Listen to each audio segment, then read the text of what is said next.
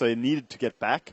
But in the end, the Yule Scepter came out and kept the Clinks in place, where after he BKB'd, he could still not run away. They have some good heroes against BKB. And, yeah, they got punished really hard there. Yeah. So it was a misplay by the Clinks in the sense that when you get sent home, Yules can cancel the send home.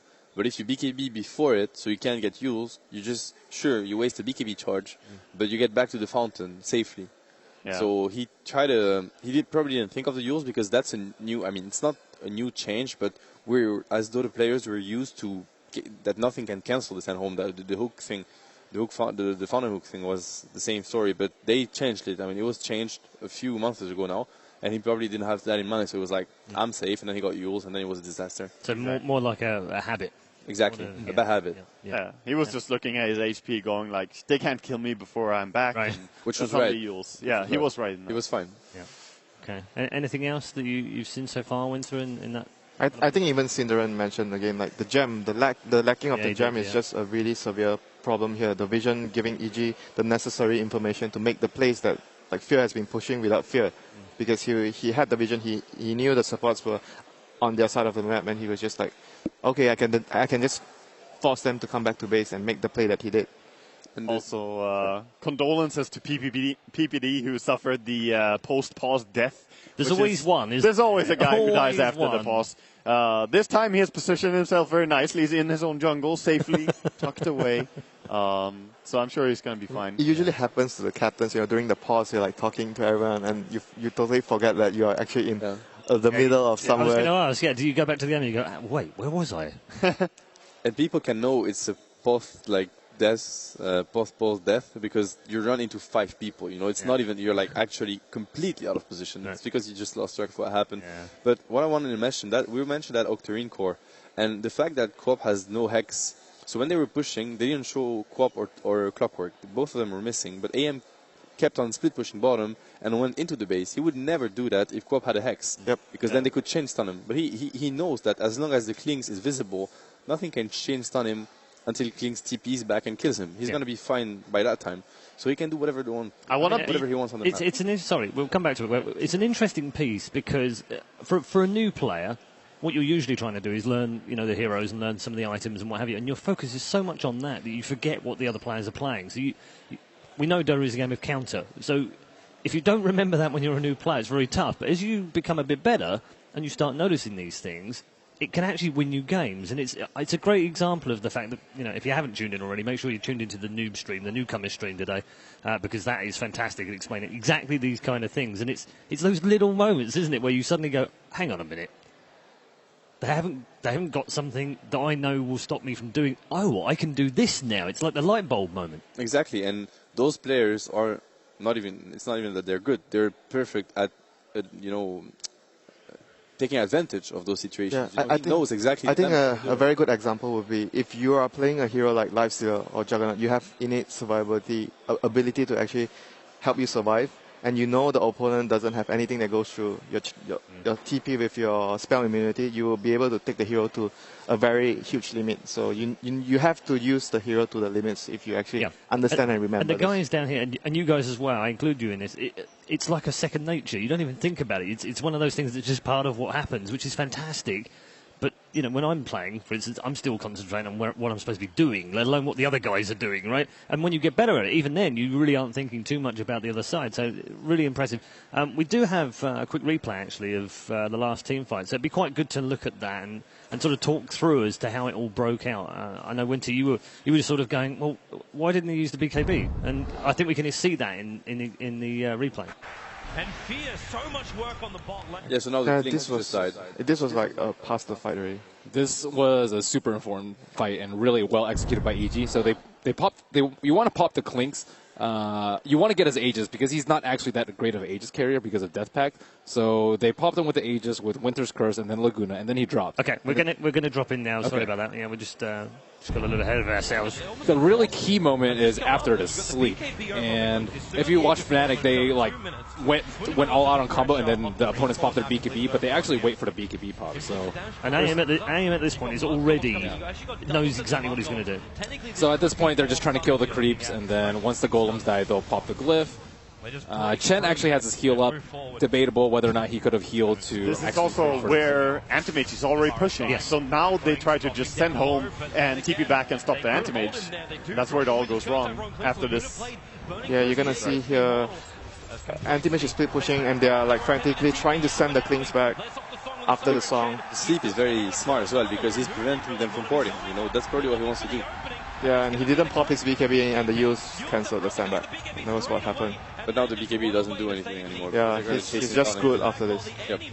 And look at Anti-Mage's life, and that's without a Hex. With a Hex, he's dead. I honestly feel that Octarine this early on doesn't bring you anything really for the value, apart from a big tanky. mana pool, Being tanky. Like your health pool is really good, but it doesn't really. It's a very expensive item. And on Queen, when you already reduce the ulti cooldown so much with Aghanims, I don't think it's worth it. I think it's just a straight up, actually bad purchase. For this situation, I think they didn't fully understood the problem of the Anti-Mage. Like, Yeah. if he had a Hex, this wouldn't have happened. Mm-hmm. Definitely. Yeah, we can make it right round to the point we made earlier on, so that's really cool. In the way that the game has now unfolded a little bit more in the last couple of minutes, do we feel maybe this is a watershed moment in this match and that actually EG might now just go on to take this? Yes, because now they have Roshan control, Yeah. and Klinks isn't strong enough to take it by his lonesome. And he died, they lose like a few seconds of map control, they lost the bottom T3 tower. Now, if that happens one more time, they lose a lane of Rax, and that was their moment. That was when they needed to break the high ground. And you talked about like some of the disadvantages of Sand King in the early game, but in this particular moment, he was really useful because of the instant stun. After the sleep, they waited for it. It's like, is he going to pop his BKB? If he's not, then we're going to kill him again. And if he does, we're going to net him or isolate him or whatever they want to do. And you don't have that luxury if you don't have the instant stun. Yeah, and running a Chen lineup is sort of similar to running a DK lineup. Like we saw Empire play, for example. You have to execute it very well, and if your first push at high ground fails and you die, and you get split pushed and lost a tier 3, that's going to hurt your momentum a lot. Yeah, as a Dota player, you understand. You remember how many games you lost that way. Yeah. It's never good. Okay, complexity though. What are they going to change or do differently? Do you think after the pause to make sure that this doesn't go snowballing the other way? Get a Hex ASAP. Yeah. Either on Klinks, probably on Klinks because Queen already committed. I think it needs damage though. Like if they go Hex on Klinks and Octarine on Queen, they don't have anyone with damage. Like, They both have like 600 gold right now, so both would take probably around the same time to actually try and build the Hex. And like you mentioned, they're lacking damage as well. So I think at this point, if you talk about getting the Hex on the Klings, it might also be a huge problem that you Hex, but you don't have enough damage to actually kill the target. Well, their options are what? Secure map control, which they can't really because no Hex. They can't really push high ground. They just failed. And the next is control the Roshan, but they're fighting against Sand King and Naga. So, I mean, all their options are not looking good. I think they have too much to do right now because they haven't been doing enough the past 10 minutes. There were a lot of stuff that should have happened 10 minutes ago for them, but because they didn't address it and it all like stacks up right now, they have too much to do in too little time. This is a perfect example of 3 minutes ago. They were doing all right. They could still win this game. 3 minutes later, suddenly one thing changes, and actually, you basically are all saying they should GG out now because there's almost nothing. I mean, they can it's literally how bad it is. Like they're running an all-in type of push lineup, and if this happens, it's just so demoralizing and hard to come back from if you have this lineup. It's also a fact that they died top after going for a BKB build on Klinks. When we saw Fear play Klinks, he would go for the full damage build early on, go Daedalus into MKB, into maybe BKB or Butterfly. So that's going to farm a lot faster and push a lot faster. Now, if you lose the team fights, which is what you built the BKB for, you're in a spot where it's really hard to recover. But we need to keep in mind that Complexity they never took the fight. That wasn't a fight. It was just EG catching them off guard. Yeah. So I think, you know, if I were to captain that game, I think the best approach for Complexity is to try it again. They need to try to end the game because if now it's bad, it's going to get even worse. Yeah. They're not going to be able to do better. I think they probably this is the best they can get. Don't have the luxury to wait for even the Hex. They need to go again and force EG to make a mistake. Now, it was Complexity doing a mistake. EG is not. They're not like gods. They can also fail once, and if it happens, they're going to take the game because they have a Chen and a Klings with Destillators. They can take 2 racks in 30 seconds or in a minute. So they need to go there, force the issue again, and make sure that they play as a team. Here it was a 3 versus 5 and 2 guys trying to kill an Anti-Mage, 3 versus 4 story. They can't push again though. They have to like get all the Chen creeps. They have to push bottom lane out. They have to deal with AM split pushing. Like, there's too many issues. I think they have a lot of issues for sure right now. They have a lot of issues that they need to address. Okay, cool. Unfortunately, I am getting news that the reason we're offline right now is due to a DDoS attack, which is a real shame.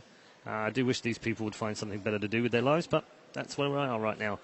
We are going to catch up with Casey, though, who's with some fans once more. Casey.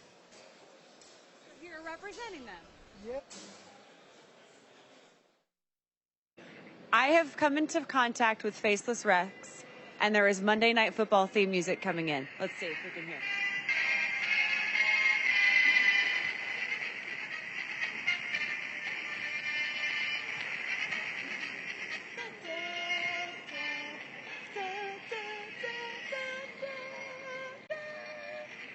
I have been informed that Faceless Rex can't talk. So why don't you show me who you're rooting for today? Evil geniuses? Evil geniuses. Can you show us your Faceless Rex dance?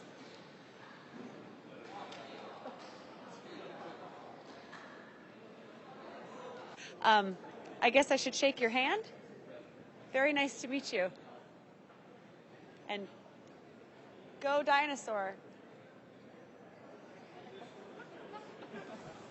Are we off the camera? Yeah, we're off camera now. You can talk. You liar! Casey is just can't be trusted out there. Don't ever take your suits off when you're around Casey, because otherwise you're definitely going to be on camera. A lot of fun, a lot of colour actually at the international. Obviously, my first time here, didn't really know what to expect. Was really just focused on the Dota and the teams and the players. But actually, it's more about the fans as well and the colourful cosplay that they're wearing. It's the flags that we've seen draped all over their bodies today as well, and real coming out and supporting all of the players. And it never ceased to amaze me how they stop everyone, all of us. We just can't go anywhere without getting stopped. It's fantastic. And the players obviously enjoy it as well. I was talking to Fly about it. He just can't even believe that there are fans